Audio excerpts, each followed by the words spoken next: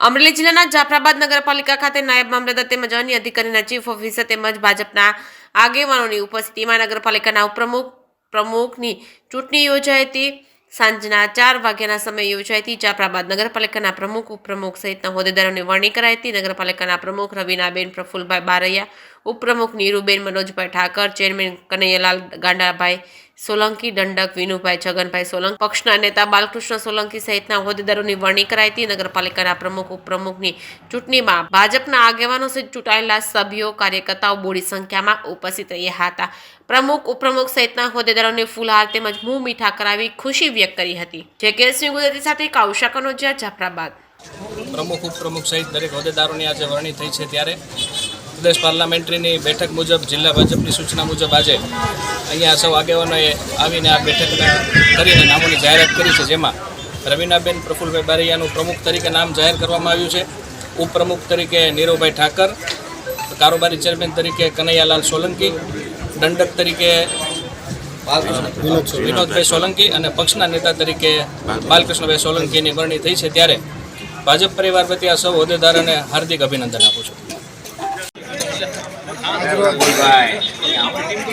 આજરોજ જાફરાબાદ મુકામે જે ઘણા દિવસોથી જાફરાબાદની જનતા રાહ જોઈને આતુર હતી કે ભાઈ જાફરાબાદના પ્રમુખ સ્થાને કોઈ વહેલી તકે નામ આવે અને જાફરાબાદની નગરપાલિકાની જાહેર થાય, બરાબર.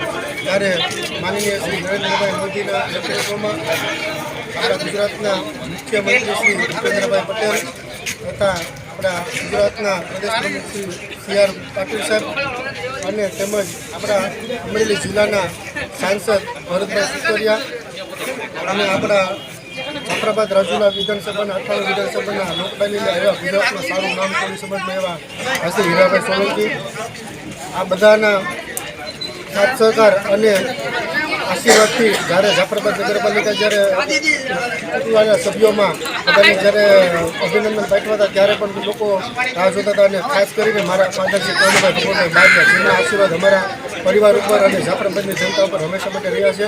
કે જે રીતે કરણભાઈ બારૈયા જે રીતે કામ કરતા એ જ રીતે અમે લોકો કામ કરવાના છીએ. ત્યારે મારા નાનાભાઈ પ્રફુલભાઈ બારૈયાના મિસિસ રવીનાબેનનું નામ જ્યારે ભાજપમાં રજૂ થયું ત્યારે અમે લોકો સૌ ખુશખબર છે અને જાફરાબાદની જનતા પણ બહુ ખુશ છે કે ભાઈ સારા પ્રતિનિધિ અમને મળ્યા છે કામ કરવા માટે. ત્યારે જાફરાબાદના નગરપાલિકા નામે તરીકે રવીનાબેન પ્રફુલભાઈ બારૈયા, ઉપપ્રમુખ તરીકે નીરુભાઈ મનોજભાઈ ઠાકર, પછી દંડક તરીકે વિનોદભાઈ સોલંકી અને પક્ષના નેતા તરીકે બાલકૃષ્ણભાઈ. ત્યારે જાફરાબાદની જનતા બહુ ખુશખુશાલ છે કે અમે આવનારા દિવસોમાં પણ અમે જાફરાબાદની જનતાના સારા કામ કરશું એવો અમે જાફરાબાદની જનતાને અમારી ઉપર ભરોસો છે. ભારત માતા કી જય.